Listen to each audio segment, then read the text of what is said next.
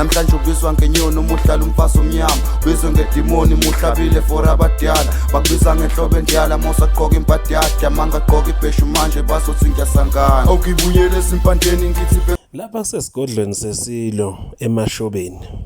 isigodlo sesilo imbube uMisuzulu kaZwelithini esishaceke umacekeceke lesi sigodlo sikuward 1 ophongolo inyakatho nesifundazwe saKwaZulu Natal sikhuluma nje kule mpelasonto ke sibuya kuyona bekuyilapho ke bekade ke kubuthwa khona ibutho ebelikade ke linquma inkunzi linquma ke lisika maphiko kanti ke nokho ke amabutho bephumeke ngeenkumbi ngapha nangapha eqhamuka kulona lonke lika Mthaniya bezosingatha ke imbube yomhlaba okunake kakhulu ke ukuthi ke kuwona ke lo mcimbi kubeke sekutheleka ke isinqamsodidla insizwa ke lena ke umlandeli kaMthandeni ejwayele ukubonakala ihamba ke no Dr 3 Seconds oyinyanga ke nokedumile ngogqilazana